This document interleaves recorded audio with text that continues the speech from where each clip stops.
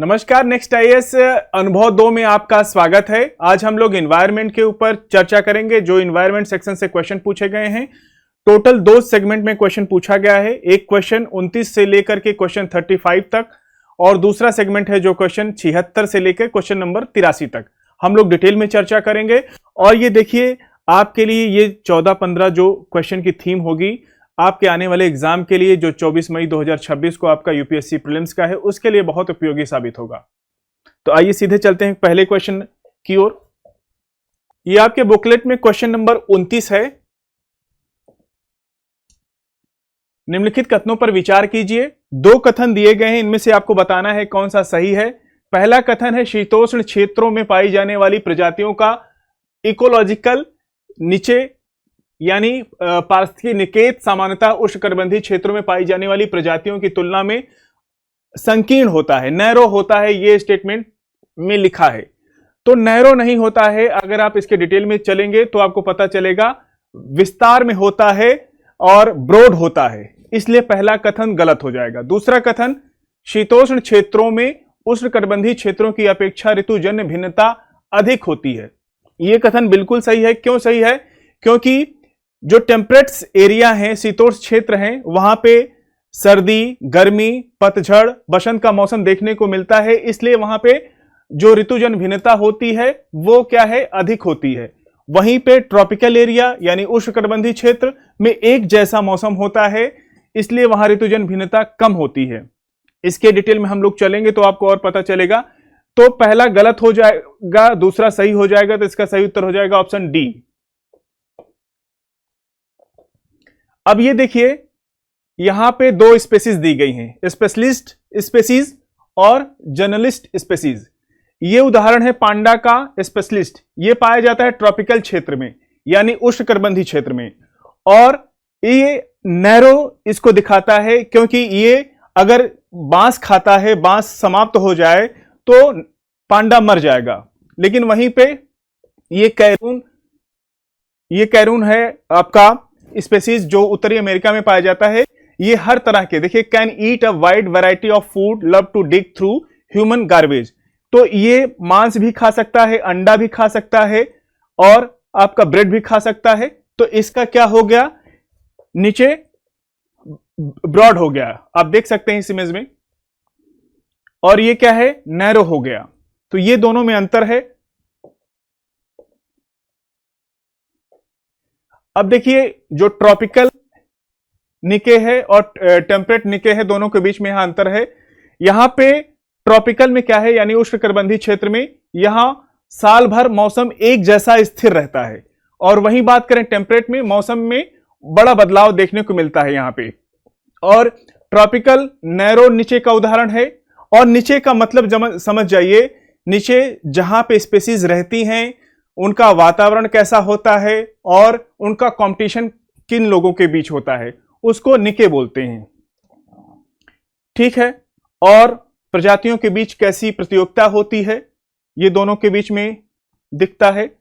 और जहां ट्रॉपिकल यानी उष्णकटिबंधीय क्षेत्र में हाई बायोडायवर्सिटी होती है यानी उच्च जैव विविधता होती है, वहीं पे टेम्परेट यानी शीतोष्ण क्षेत्र में कम जैव विविधता पाई जाती है। ये बेसिक अंतर होता है, यही क्वेश्चन में पूछा गया था। क्वेश्चन की तरफ फिर से हम लोग बढ़ेंगे, वापस आएंगे, आप देख सकते हैं क्वेश्चन को। ठीक है, अगले क्वेश्चन की ओर बढ़ेंगे हम लोग। Question number 30।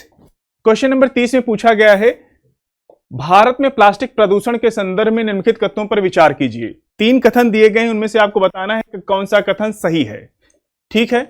पहला कथन, वर्तमान में उपयोग में आने वाले अधिकांश प्लास्टिक जीवाश्म ईंधनों से प्राप्त होते हैं। जितने भी प्लास्टिक हैं आप देखेंगे तो वो फॉसिल फ्यूल से ही प्राप्त होते हैं, इसलिए पहला कथन बिल्कुल सही है। दूसरा है, पीवीसी यानी पॉलीविनाइल क्लोराइड और पॉलीस्टीरीन सबसे आसानी से रिसाइकल यानी पुनर्चक्रण किए जाने वाले प्लास्टिकों में शामिल हैं। ये आसानी से इनका रिसाइकल नहीं हो पाता है, ये इसलिए कथन 2 गलत है। ये कह रहा है कि आसानी से रिसाइकिल, आसानी से बिल्कुल नहीं होता है, क्योंकि जहां पे क्लोरीन आ जाता है वहां पे रिसाइकलिंग टफ हो जाती है, कठिन हो जाती है। कथन 3 की बात करें तो भारत सरकार ने 120 माइक्रोन से अधिक मोटाई वाले प्लास्टिक कैरी बैग के उपयोग पर प्रतिबंध लगाया है। देखिए यह प्रतिबंध 2022 में लगा था, लेकिन 120 माइक्रोन मोटाई 120 माइक्रोन से अधिक नहीं, कम होनी चाहिए। पहले इसकी संख्या 75 थी और इसको बढ़ाया गया, तो अब ये 120 से कम होता है, इसलिए तीसरा कथन भी गलत हो जाएगा। जब यहां पे 2 और 3 गलत हो जाएंगे तो सही उत्तर हो जाएगा क्या? ऑप्शन ए, केवल 1।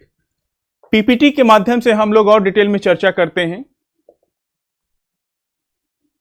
ये देखिए, जितने भी जीवाश्म ईंधन से आप देख सकते हैं इस कच्चे तेल का उदाहरण, ये कच्चे तेल कहां से प्राप्त होता है? जीवाश्म से प्राप्त होता है। और ये भट्टी है, भट्टी को जलाया गया तो क्या प्राप्त किया गया? जब भट्टी सबसे गर्म कहां होती है? अपने निचले पे, जहां टेम्परेचर 350 डिग्री सेल्सियस होता है, तो बिटुमेन यानी डामल जो सड़क पे बिछाया जाता है वो प्राप्त होता है।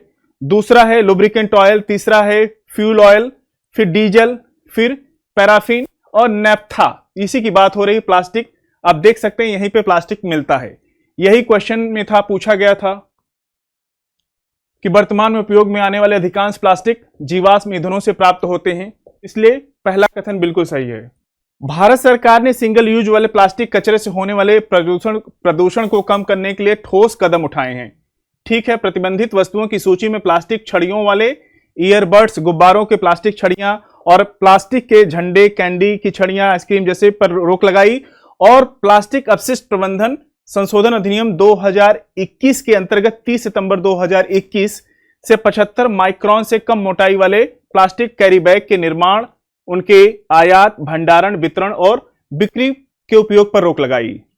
और 31 सितंबर 2000 चरणबद्ध तरीके से ये सिंगल यूज प्लास्टिक को कम किया जा रहा है। 2022 से 120 माइक्रोन से कम मोटाई वाले प्लास्टिक कैरी बैग पर भी रोक लगा दी गई है।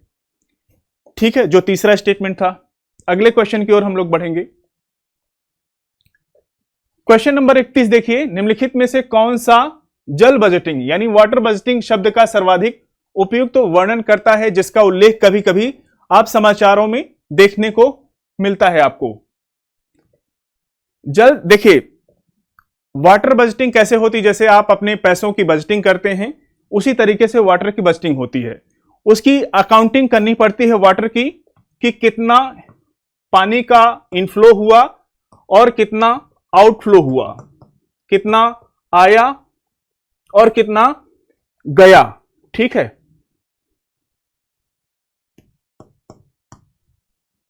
उनकी अकाउंटिंग करना ये वाटर बजटिंग के अंतर्गत आएगा। और ये किसी जो फिक्स्ड ज्योग्राफिकल एरिया के अंतर्गत किया जाता है, तो इसका सही उत्तर क्या होगा? किसी विशिष्ट भौगोलिक क्षेत्र के भीतर जल के सभी इनफ्लो और आउटफ्लो यानी अंतर्वाह और बहिर्वाह का लेखांकन यानी अकाउंटिंग करना होता है। इसलिए सही उत्तर हो जाएगा आपका ऑप्शन सी। पीपीटी से हम लोग और समझने का प्रयास करते हैं। देखिए, पीआईबी ने इस न्यूज को कवर किया था, 19 नवंबर 2025 की न्यूज थी। और ये नीति आयोग ने स्थानीय जल सुरक्षा बढ़ाने के उद्देश्य से जो एस्पिरेशनल ब्लॉक हैं यानी आकांक्षी ब्लॉक में जल बजटिंग पर एक रिपोर्ट जारी की है।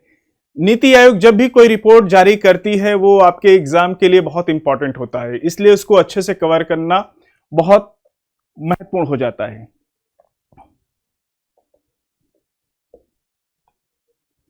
ये वाटर बजटिंग पे पूरी रिपोर्ट थी एस्पिरेशनल ब्लॉक्स के ऊपर। हो सकता है यूपीएससी क्वेश्चन पूछ ले, इसलिए इसको कवर करना जरूरी है। अगले क्वेश्चन की ओर बढ़ेंगे। क्वेश्चन नंबर 32 में देखिए, निम्नलिखित युग्मों पर विचार करना है आपको। पेयर वाला क्वेश्चन है ये। 3 पेयर हैं, वन्य जीव प्रजाति है, दूसरी तरफ है नेचुरल रूप से ये पाए जाते हैं। घड़ियाल, चंबल नदी, ये भी कथन बिल्कुल सही है, क्योंकि घड़ियाल आप देखेंगे चंबल नदी की लोकेशन तो वहीं पे मिलता है।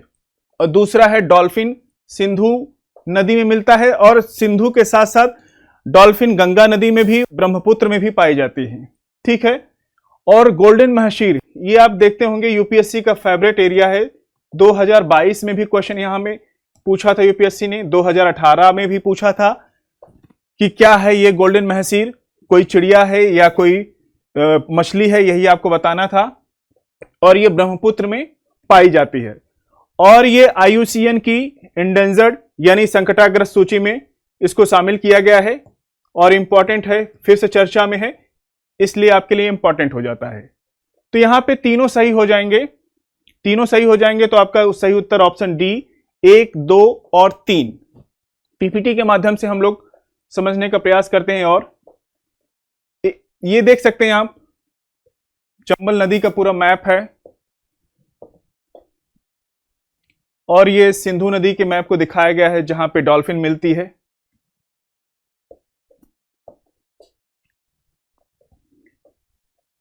ये आपका ब्रह्मपुत्र का मैप है और ये गोल्डन महसीर 2022 में यूपीएससी ने क्वेश्चन पूछा था, which of the following is not a bird, कौन इसमें बर्ड नहीं है।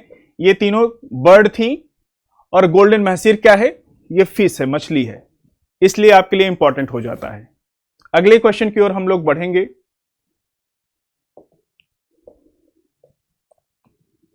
यहां पे क्वेश्चन नंबर 33 है। 33 में पूछा गया है, निम्नलिखित में से कौन सी टेक्नोलॉजी पृथ्वी पर आने वाले सूर्य प्रकाश के रिफ्लेक्शन यानी परावर्तन को बढ़ा करके ग्लोबल वार्मिंग यानी वैश्विक उष्मीकरण को कम करने के संदर्भ में प्रायः चर्चा में रहती है। यह टेक्नोलॉजी के ऊपर पूछा गया है और वही आपको बताना है। यहां पे समताप मंडल वायु विलय अंतःक्षेपण ये टेक्नोलॉजी है, आपको पीपीटी के माध्यम से दिखाएंगे भी। समुद्री मेघ उज्ज्वलन भी ये टेक्नोलॉजी है जो क्या करती है, सूर्य प्रकाश के रिफ्लेक्शन को बढ़ा करके ग्लोबल वार्मिंग को कम करने का प्रयास करती है। आपको पीपीटी के माध्यम से दिखाते हैं, आप ये देख सकते हैं, ये क्या है, सोलर क्लाइमेट इंटरवेंशन मेथड्स है ये। और यहां पे आप देख सकते हैं, increasing the amount of a stratospheric aerosol, ये पूरा एरोसोल आप इमेज में देख सकते हैं। ये पृथ्वी पे ना आकर के सूर्य की किरण इसको वापस कर दिया जा रहा है, रिफ्लेक्शन को वापस कर दिया जा रहा है ताकि ग्लोबल वार्मिंग धरती पे कम हो, वैश्विक तापमान कम हो। ठीक है। दूसरा क्या है, increasing the reflectivity of marine clouds, ये भी ऑप्शन में था, ये भी आप देख सकते हैं। तीसरा, चौथा है आपका स्पेस बेस्ड मेथड, ये भी टेक्नोलॉजी है जो ग्लोबल वार्मिंग को पृथ्वी पर आने से रोकती है। वापस क्वेश्चन की ओर बढ़ते हैं। ये देखिए, समताप मंडल वायु विलय अंतःक्षेपण, समुद्री मेघ, महासागरीय वरीकरण नहीं होगा, ये गलत है। और अंतरिक्ष आधारित सौर परावर्तक जिसकी हम लोग चर्चा कर चुके हैं, ये देख सकते हैं, स्पेस बेस्ड मेथड, अंतरिक्ष आधारित सौर परावर्तक, ये होगा। अगर तीसरा हम लोग एलिमिनेट कर दें, यहां से इसको हटा दें, तीसरे को, और ये हटा दें, सही उत्तर हो जाएगा आपका ऑप्शन ए, केवल 1, 2 और 4। ठीक है। अगले क्वेश्चन की ओर बढ़ेंगे हम लोग।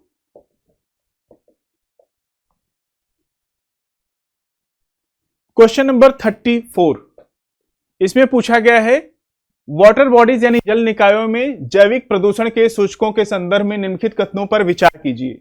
2 कथन दिया गया है, उसमें से आपको बताना है बीओडी और सीओडी के बीच में अंतर पूछा है खास करके। ठीक है। देखिए, सीओडी का नाम ही है केमिकल ऑक्सीजन डिमांड, रासायनिक ऑक्सीजन मांग, और वहीं biological oxygen demand, biological oxygen demand में क्या आएगा आपका, बैक्टीरिया, फंगस। ठीक है। और यह रासायनिक ऑक्सीजन मांग और जैविक ऑक्सीजन मांग का उच्च अनुपात संकेत करता है कि जैविक पदार्थों का एक बड़ा भाग गैर जैव अपघटनीय है। ये बिल्कुल सही बात है, नॉन बायोडिग्रेडेबल है। जहां पे केमिकल ऑक्सीजन डिमांड अधिक होगी वहां पे नॉन बायोडिग्रेडेबल होगा। और दोनों के बीच में अंतर को और अच्छे से समझ लेते हैं हम लोग। ये आप देख सकते हैं, मेजर किया जा रहा है बीओडी और सीएडी को। और ये क्या होता है, बीओडी में बैक्टीरिया सूक्ष्म जीवों द्वारा कार्बनिक पदार्थों को तोड़ने के लिए आवश्यक ऑक्सीजन की मात्रा है, वहीं सीओडी यानी केमिकल ऑक्सीजन डिमांड, यह पानी में मौजूद सभी कार्बनिक और अकार्बनिक पदार्थों को रासायनिक रूप से ऑक्सीकृत करने के लिए आवश्यक ऑक्सीजन की मात्रा है। और यह केवल बायोडिग्रेडेबल है बीओडी, और ये क्या है, ये बायोग्रेडेबल के साथ साथ नॉन बायोग्रेडेबल भी है। ये दोनों है सीओडी, और बीओडी केवल बायोग्रेडेबल को दिखता है। बीओडी का मान हमेशा सीओडी से कम होता है। मान लीजिए कि उदाहरण के रूप में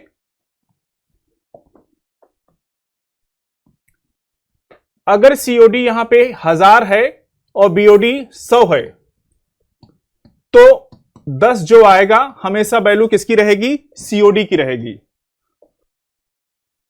ठीक है, ये कह रहे हैं कि औद्योगिक बहिस्राव में घरेलू मल जल की तुलना में सामान्य बीओडी की अपेक्षा सीओडी का मान अधिक पाया जाता है।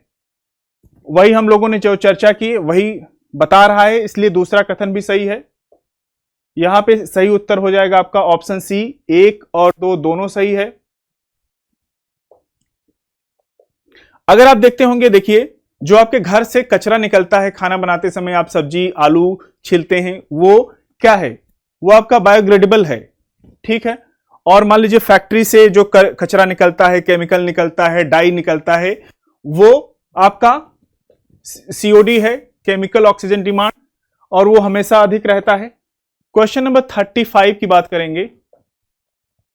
क्वेश्चन नंबर 35 में इको सेंसिटिव जोन के ऊपर पूछा गया है क्वेश्चन कि इको सेंसिटिव जोन यानी पारिस्थितिकी संवेदनशील क्षेत्रों के संदर्भ में निम्नलिखित कथनों पर विचार कीजिए। यहां पे 3 कथन दिए गए हैं, उनमें से आपको बताना है कितने कथन सही हैं।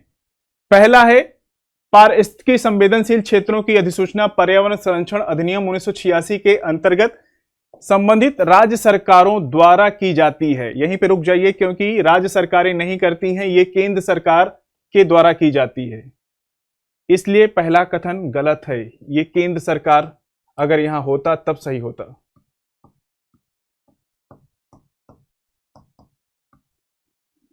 दूसरा कथन जो है, पारिस्थितिकी संवेदनशील क्षेत्र नेशनल पार्क यानी राष्ट्रीय उद्यानों और वाइल्ड लाइफ सेंचुरी यानी वन्यजीव अभ्यारण्यों के कोर एरिया यानी कोर क्षेत्र के भीतर निर्दिष्ट किए जाते हैं। तो कोर क्षेत्र के अंतर्गत नहीं किए जाते हैं, ये बफर एरिया जो होता है उसके अंतर्गत किए जाते हैं, इसलिए दूसरा कथन भी गलत हो जाएगा। तीसरा है पारिस्थितिक संवेदनशील क्षेत्रों में एग्रीकल्चर एक्टिविटीज यानी कृषि गतिविधि निषिद्ध होती है, निषिद्ध नहीं होती है। आप वहां पे जैविक खेती कर सकते हैं, हॉर्टिकल्चर कर सकते हैं, फूलों की खेती कर सकते हैं, सब्जी उगा सकते हैं, वो अलाउड होती है। ठीक है, जो सतत खेती होती है जिसको हम लोग बोलते हैं वो अलाउड है, इसलिए यहां पे निषिद्ध कहना गलत होगा। तीसरा कथन भी गलत हो जाएगा, तीनों कथन गलत हो जाएंगे। तो सही उत्तर क्या होगा, ऑप्शन डी, इनमें से कोई नहीं। अगले क्वेश्चन की ओर हम लोग बढ़ेंगे। पीपीटी देखते हैं, अगर कुछ पीपीटी हम आपको दिखा पाए। ये एक आपका है इको सेंसिटिव जोन, जो कृषि गतिविधियों के मुख्य बिंदु हैं, उनमें क्या अनुमत प्रथाएं हैं। एक तो कैसी कृषि होनी चाहिए, सस्टेनेबल होनी चाहिए, सतत होनी चाहिए। फिर बागवानी अलाउड है, और आपका बायो फार्मिंग यानी जैविक खेती अलाउड है। वर्षा जल संचयन को प्रोत्साहित किया जाता है यहां पे, इसलिए निषिद्ध कहना गलत होगा। और रेगुलेटिंग एक्टिविटीज जो है, कृषि प्रणालियों में महत्वपूर्ण परिवर्तन जैसे कि हेवी टेक्नोलॉजी यानी भारी प्रौद्योगिकी को अपनाना या कीटनाशकों का अत्यधिक उपयोग, उनका रेगुलेशन या प्रतिबंधित किए जा सकते हैं। और निषिद्ध गतिविधियां क्या होती हैं उसके बारे में जान लीजिए। वाणिज्यिक है या कोई जो पोल्यूशन ज्यादा इंडस्ट्री कर रही है उसको इस एरिया में पूरी तरह से निषिद्ध किया जाता है। माइनिंग को पूरी तरह निषिद्ध किया गया है इस एरिया में, और आरा फैक्ट्री यानी मिलें को पूरी तरह से प्रतिबंध किया गया है। और इन सब के करने के पीछे एक ही उद्देश्य होता है, वो संरक्षित क्षेत्रों के लिए पर्यावरणीय क्षेत्र इको सेंसिटिव जोन या शॉक ऑब्जर्वर के रूप में कार्य करते हैं, जिससे सभी मानवीय गतिविधियों पर पूर्ण प्रतिबंध लगाया जा सके। यह था क्वेश्चन पूछने का उद्देश्य, और यूपीएससी का फेवरेट एरिया भी रहा है इको सेंसिटिव जोन, इसलिए इसको अच्छे से तैयार कीजिएगा। हम लोग अब अगले क्वेश्चन की ओर बढ़ेंगे।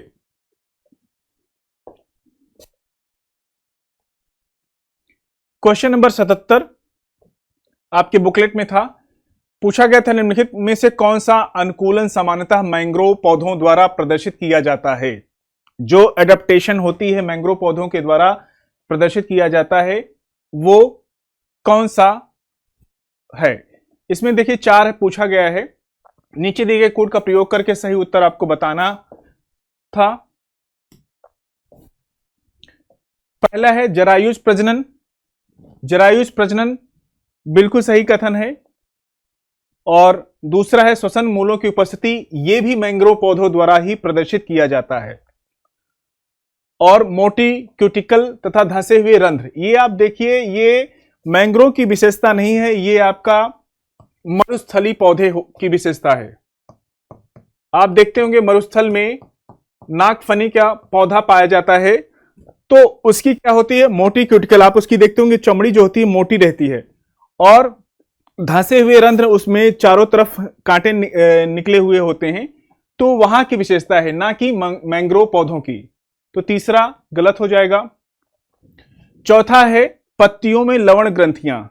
आप देखेंगे जब लवण होता है, नमक होता है, क्या करता है, किसी चीज को खा जाता है, तो पत्तियां वहां पे छेद हो जाते हैं, तो पत्तियों में लवण ग्रंथियां होती हैं। यह भी मैंग्रोव पौधों द्वारा प्रदर्शित अनुकूलन का एक तरीका है। तो ये सही हो जाएगा चौथा, और इसका सही उत्तर हो जाएगा आपका 1, 2, 4 ऑप्शन बी। कुछ पीपीटी के माध्यम से हम लोग देख सकते हैं, समझ सकते हैं। ये देखिए जरायुज टेक्निक, जरायुज प्रजनन हो रहा है, आप ये देख सकते हैं यहाँ पे इस फोटो में। और जरायुज प्रजनन जैसे होता है, कंगारू अपने पौधे अपने बच्चों को जैसे छिपा नहीं लेते हैं, वैसे ये पौधों में ही आंतरिक गतिविधियां होती रहती हैं, प्रजनन की गतिविधियां। आप ये देख सकते हैं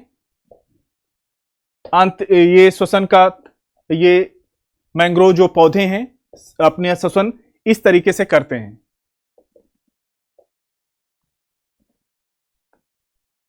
वापस क्वेश्चन की ओर बढ़ेंगे, तो ये पूछा है, जरायुज को हम लोगों ने इमेज के माध्यम से समझने का प्रयास किया है, और श्वसन मूलों की उपस्थिति जो अपनी जड़ों से सांस लेने की कोशिश करते हैं मैंग्रोव के पौधे, वो प्रदर्शित करता है।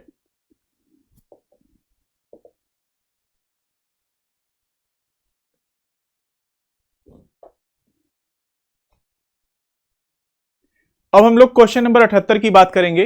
78 में पूछा है प्रवाल त्रिभुज यानी कोरल ट्रायंगल, एक ऐसा क्षेत्र जिसमें विश्व की लगभग 75% कोरल यानी प्रवाल प्रजातियां पाई जाती हैं, निम्नलिखित में से किन देशों के समूह के समुद्र जल को सम्मिलित करता है, यह पूछा गया है। और ये यूपीएससी पहले भी पूछा था, 2020 में भी पूछा था, और फिर पूछ सकता है, इसलिए तैयार रहिएगा। जो प्रवाल त्रिभुज है वो देखने को, अगर आपको हम इस पीपीटी के माध्यम से दिखाते हैं, आप ये देख सकते हैं, ये क्या है, ट्रायंगल है कोरल का। इसमें कौन कौन से आ रहे हैं, इसमें फिलीपींस, इंडोनेशिया और आपका पपुआ न्यू गिनी और सोलोमन।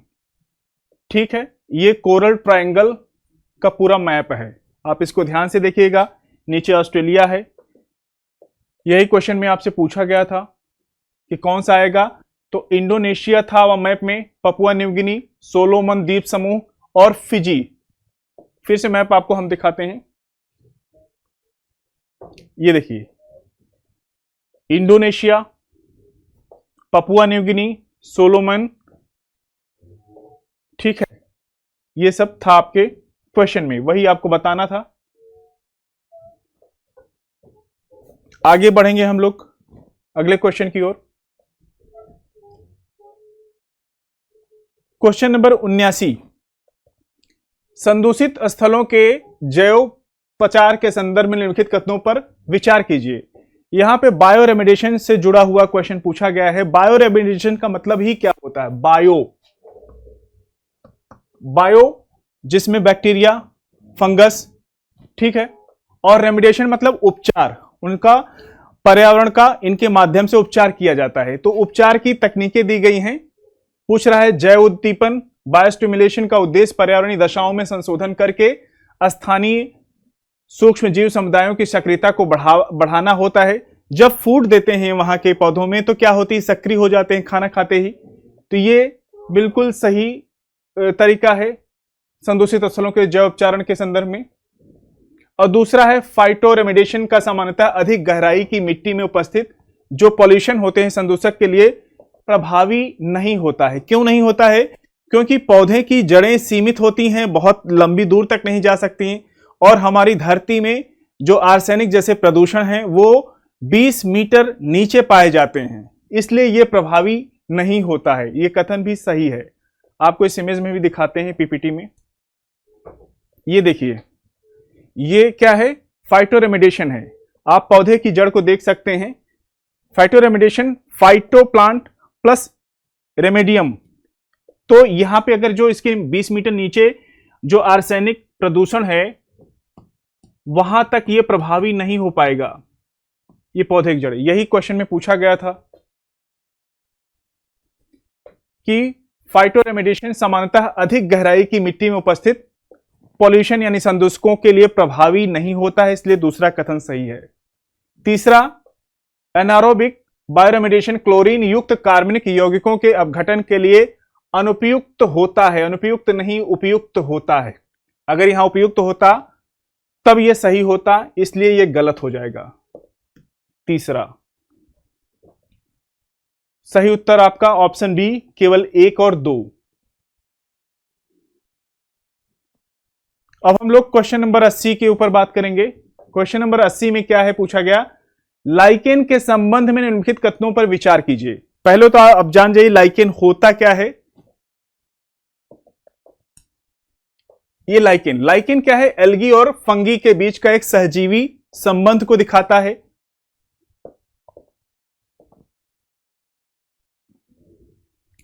यहां क्या लिखा है? कवकों तथा उच्च पादपों की जड़ों के बीच सहजीवी संबंध का प्रतिनिधित्व करते हैं। ये आपका लाइकेन का नहीं है बल्कि माइकोराइजा का है। माइकोराइजा में देखिए, यह कवक, फंगी और उच्च श्रेणी की पौधों की जड़ों के बीच का संबंध होता है। यह माइकोराइजा का जो पहली स्टेटमेंट थी। अब देखिए, कवकों तथा उच्च पादपों की जड़ों के बीच के सहजीवी संबंध, तो यह माइकोराइजा के लिए है, ना कि लाइकेन के लिए।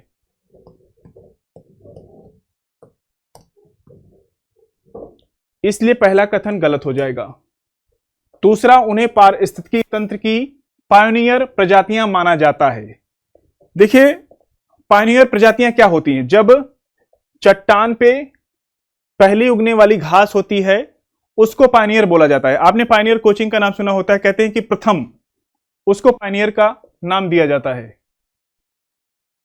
ये आप देख सकते हैं, pioneer species of plant growing in cracks on solidified recently erupted lava flow in हवाई द्वीप, जो अमेरिका के अंदर है। आप देख रहे हैं चट्टानों के बीच में जो घास उग रही है, ये आपका पायोनियर स्पीसीज है। ठीक है, यही क्वेश्चन में पूछा गया था। आप देख सकते हैं पूरी इमेज में।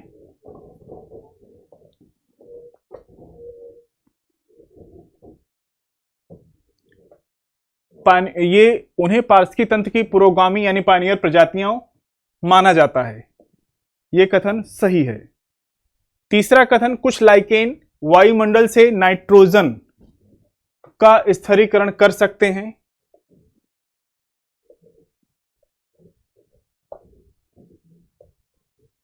बिल्कुल सही बात है, स्थिरीकरण भी कर सकते हैं। तो यहां पे आपका सही उत्तर क्या हो जाएगा? ऑप्शन बी, 2 और 3। अगले क्वेश्चन की ओर हम लोग बढ़ेंगे।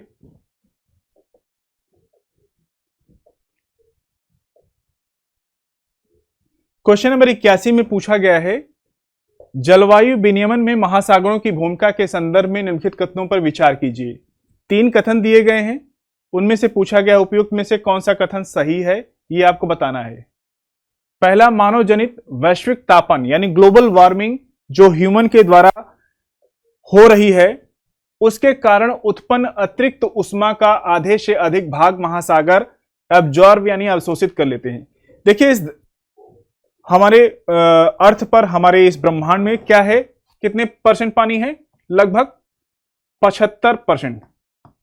उनको ऑब्जर्व कौन करता है? उनको महासागर ही करते हैं, इसलिए पहला कथन बिल्कुल सही है। दूसरा है महासागरों का तापन समुद्री जल की कार्बन डाइऑक्साइड को घोलने की क्षमता को कम कर देता है। और आपको इस इमेज में पीपीटी में दिखाते हैं, महासागरीय अम्लीकरण सामान्यतः समुद्री जल का ऑक्सीजन धारण करने की क्षमता को बढ़ा देता, बढ़ाता नहीं बल्कि कम कर देता है या घटा देता है। और जब ऑक्सीजन को कम कर देता है, ऑक्सीजन धारण करने की क्षमता, तो क्या होता है? फिर जो जलीय जीव होते हैं उनको ऑक्सीजन नहीं मिल पाता, जिससे वो क्या मरने लगते हैं, तो डेड जोन कहा जाता है। आप इस इमेज में देख सकते हैं, ये ओशन डेड जोन, मछलियां मृत पाई जाती हैं इस एरिया में क्योंकि ऑक्सीजन ही नहीं मिल पाता। और महासागरों का तापन समुद्री जल की कार्बन डाइऑक्साइड को घोलने की क्षमता को कम कर देता है। यह कथन सही है, तो यहां पे दोनों कथन सही होंगे और तीसरा सही नहीं होगा। इसका सही उत्तर हो जाएगा आपका ऑप्शन ए, केवल 1 और 2। अगले क्वेश्चन की ओर बढ़ेंगे। क्वेश्चन नंबर 82 को देखेंगे। 82 में पूछा गया है, पेयर वाला क्वेश्चन है। इसमें पूछा गया है कि निम्नलिखित युग्मों पर विचार कीजिए। एक तरफ है लेफ्ट हैंड साइड में स्थल है, फिर आपका यहां पे विवरण है। सिलीसेढ़ झील के बारे में पूछा है। ये देखिए राजस्थान के अलवर जिले में अरावली पहाड़ी से लगा हुआ है अलवर।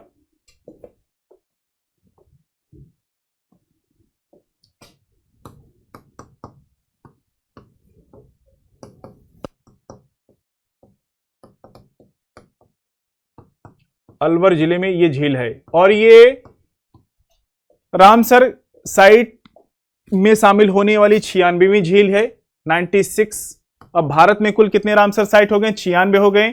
और पूरी एशिया में भारत का पहला स्थान है और पूरी दुनिया में यूके पहले नंबर पे है 175 आपका झील के साथ, रामसर झील के साथ, रामसर साइट के साथ। दूसरे नंबर मैक्सिको है। याद रखिएगा, फैक्ट हो सकता है यूपीएससी स्टेटमेंट फॉर्म में क्वेश्चन पूछ ले, तो आपको पता होना चाहिए। दूसरा है, ये सही हो जाएगा ये पेयर, क्योंकि राजस्थान में हाल ही में घोषित रामसर स्थल है ये। और दूसरा है बरडा वाइल्ड लाइफ सेंचुरी यानी अभ्यारण्य, वन्यजीव अभ्यारण्य। ये कोनो नेशनल के बाद भारत में चीते का दूसरा आवास है। तो ये बरडा जो वाइल्ड लाइफ सेंचुरी है, ये भारत गुजरात के पोरबंदर जिले में स्थित है ये। और यहाँ पे गिर के शेर यहाँ पे पाए जाते हैं, ना कि चीते। चीते का आवास नहीं है बल्कि शेरों का आवास है यहाँ पे, वो भी किसका? गिर शेरों का। ठीक है, इसलिए दूसरा पेयर गलत हो जाएगा, दूसरा युग्म गलत हो जाएगा।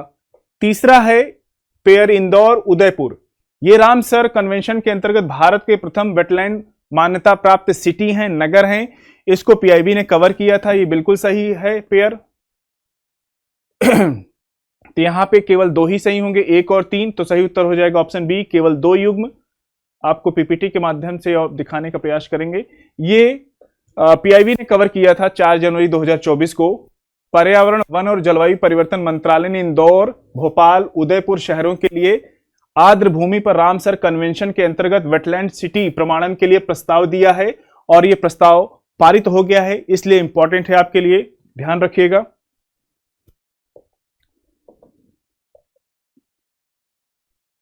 यही क्वेश्चन में आपसे पूछा गया था, इंदौर और उदयपुर रामसर अभिशमय के अंतर्गत भारत के प्रथम आर्द्र भूमि मान्यता प्राप्त क्या हैं?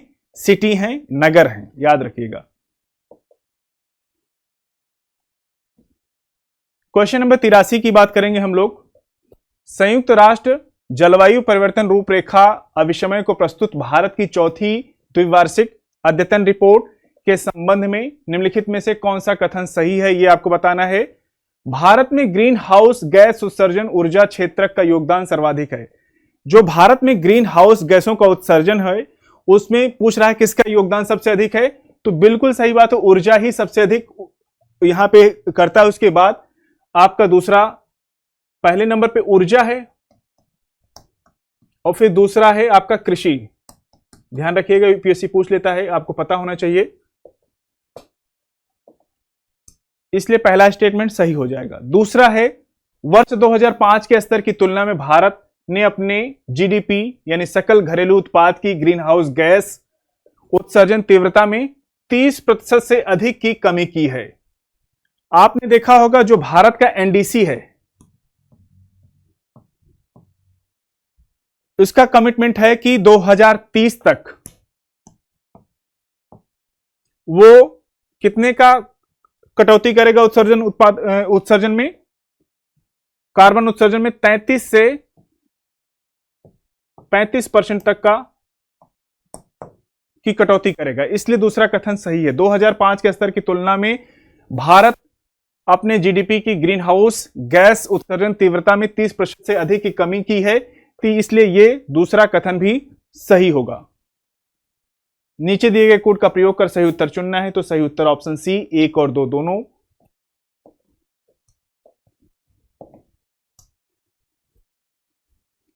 क्वेश्चन नंबर 84 की बात हम लोग करेंगे, ये हमारे आज का लास्ट क्वेश्चन होगा। ये भारत में हाथियों के संदर्भ में निम्नलिखित कथनों पर विचार कीजिए। हाथियों के ऊपर क्वेश्चन पूछा गया है, 4 स्टेटमेंट हैं, उनमें से बताना है कि कौन सा कथन सही है। पहला है हाथी पृथ्वी पर पाए जाने वाले सबसे बड़े जीवित स्थलीय स्तनधारी हैं। बिल्कुल सही बात है ये कथन। और आप दूसरा कथन पढ़ने से पहले चौथे कथन पे आइए। देखिए, कभी कभी क्या है, कॉमन सेंस से क्वेश्चन सही किए जाते हैं। आपको ये टेक्निक कोशिश करिए, प्रैक्टिस करिएगा। हाथी अभ्यारण्य वन्य जीव संरक्षण अधिनियम 1972 के अंतर्गत संरक्षित क्षेत्र के रूप में अधिसूचित किए गए हैं।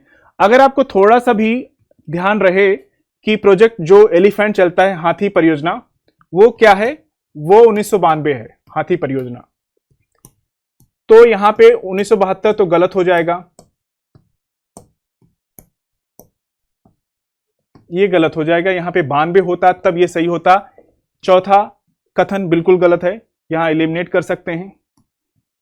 अब आइए, भारत में हाथियों की सर्वाधिक आबादी पश्चिमी घाट क्षेत्र में पाई जाती है। यह कथन सही है। पश्चिमी घाट में, खास करके कर्नाटक में सबसे अधिक हाथियों की संख्या मिलती है। यूपीएससी ने क्वेश्चन भी पूछा है। पहले नंबर पे कर्नाटक है, उसके बाद केरल है, उसके बाद फिर तमिलनाडु है।